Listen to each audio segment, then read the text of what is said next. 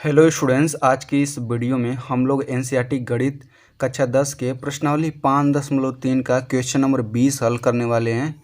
तो question number 20 दिखने में देखिए यहाँ से शुरू हुआ है और यहाँ तक है, यानी कि दिखने में बहुत बड़ा है लेकिन बहुत सिंपल क्वेश्चन है। तो क्वेश्चन आप लोग पढ़ लीजिएगा, मैं क्वेश्चन को बहुत ही अच्छे से समझा देता हूँ। तो क्वेश्चन बस इतना ही कहा जा रहा है कि देखिए ये सब आलू रखे गए हैं, यानी कि एक आलू दौड़ गेम आप इसको कह सकते हैं। तो यहाँ पे एक सीधे में 10 आलू रखे गए हैं, यहाँ पे एक आलू रखा गया है और यहाँ पे ऐसे ही ये सभी 10 आलू रखे गए हैं और यहाँ पे एक बाल्टी भी रखी गई है, ठीक ना। तो पहले आलू से इस बाल्टी की दूरी 5 मीटर है और इसके बाद से दूसरा आलू रखा गया है, इसके बाद से सभी आलूओं के बीच 3 मीटर की दूरी है, यानी कि इन दोनों आलूओं के बीच 3 मीटर, इन दोनों आलूओं के बीच 3 मीटर, इन दोनों आलूओं के बीच 3 मीटर, यानी कि सभी आलूओं के बीच की दूरी 3 मीटर है, ठीक। तो यहाँ से यहाँ पे एक प्रतियोगी खड़ी है, तो यहाँ से ये प्रतियोगी यहाँ तक आती है, यानी कि कोई लड़की है और यहाँ तक आती है 5 मीटर तक, फिर इस पहले आलू को लेती है और फिर दौड़ करके वापस आती है और इस बाल्टी में रख देती है, ठीक ना। फिर इसके बाद से यहाँ से दोबारा प्रतियोगी दौड़ती हुई जाती है, फिर दूसरे आलू को उठाती है, फिर तुरंत दौड़ के आके इसमें रख देती है बाल्टी में, फिर यहाँ से दौड़ के जाती है तीसरे आलू को उठाती है, फिर ऐसे ही दौड़ के आके इस बाल्टी में रख देती है। ये प्रोसेस एकदम लास्ट आलू तक करती है, यानी कि 10 आलू को इसमें रखती है बाल्टी में।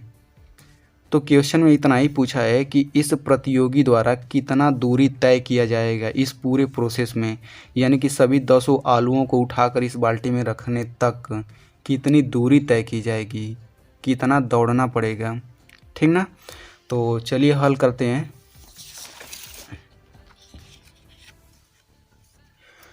तो सबसे पहले हम लोग लिखेंगे पहले आलू को बाल्टी तक लाने में प्रतियोगी द्वारा तय की गई दूरी। इसके बाद से हम लोग लिखेंगे दूसरे आलू को बाल्टी तक लाने में प्रतियोगी द्वारा तय की गई दूरी। फिर ऐसे ही तीसरे आलू को भी लिखेंगे तीसरे आलू को भी बाल्टी तक लाने में प्रतियोगी द्वारा तय की गई दूरी। अब हम लोग इन तीनों को निकाल लेते हैं, यानी कि अगर प्रतियोगी यहाँ से यहाँ तक आती है तो आलू को लाने तक 5 मीटर दूरी तय हो गई और यहाँ से यहाँ तक ले जाने में 5 मीटर दूरी तय हो गई, यानी कि पहले आलू को उठाकर बाल्टी में रखने तक इसको 10 मीटर दूरी तय करनी पड़ेगी, ठीक ना। तो यहाँ पे हम लोग इसको लिख लेते हैं, यहाँ पे लिख लेते हैं 10 मीटर।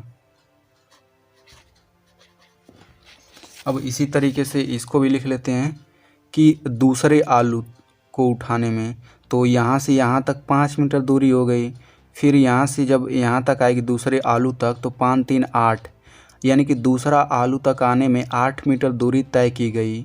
अब जब वापस जाएगी यहाँ तक रखेगी तो 8 दूना 16 मीटर दूरी तय करना पड़ेगा, ठीक ना। तो यहाँ पे हम लोग लिख लेते हैं 16 मीटर। अब इसी तरीके से अब जब तीसरा आलू यहाँ पे है तो यहाँ तक पहुँचने के लिए कितनी दूरी तय करनी पड़ेगी, 5 3 8, 8 3 11 मीटर तय करना पड़ेगा। फिर वापस आएगी तो 11 मीटर तय करना पड़ेगा, यानी कि 22 मीटर, ठीक ना। बाल्टी तक रखने में इसको 22 मीटर दूरी तय करना पड़ेगा, ठीक ना। तो यहाँ से ये प्रोसेस ऐसे 10 तक चलता रहता है, 10 आलू तक। तो यहाँ पे ये एक श्रेणी बन रही है 10 मीटर, 16 मीटर, 22 मीटर। तो हम लोग लिख लेते हैं AP, यानी कि समांतर श्रेणी बन रही है 10, 16, 22, डॉट डॉट डॉट कितनी पदों तक, 10 पदों तक, क्योंकि 10 आलू है ना, तो हम लोग लिखेंगे 10 पदों तक। तो हमें इसका योग बस निकाल लेंगे 10 पदों तक, तो वही आंसर हो जाएगा।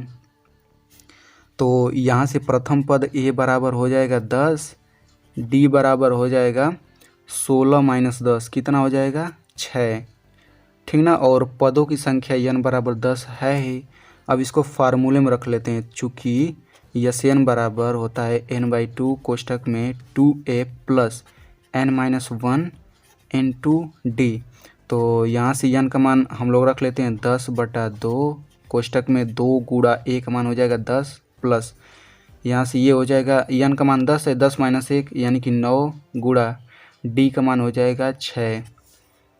ये हो जाएगा 2 × 5 = 10, 10 दूना 20 प्लस 6 × 9 = 54 हो जाएगा।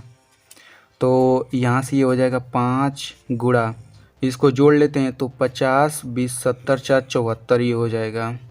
तो इन दोनों का गुणा करने के बाद ये आता है 370, ठीक ना। तो यहाँ पे देखिए ये 370 मीटर आ गया, यानी कि हम लोग इसके अंत में लिखेंगे, अतः प्रतियोगी को कुल 370 मीटर दूरी दौड़नी पड़ेगी। तो स्टूडेंट, यदि आप ऐसे ही क्लास 10th के एनसीईआरटी मैथ को सरल तरीके से पढ़ना चाहते हैं तो आप मेरे चैनल को सब्सक्राइब कर सकते हैं, और सब्सक्राइब करने के बाद इस घंटे के निशान पे क्लिक करके ऑल पे क्लिक कर दीजिए।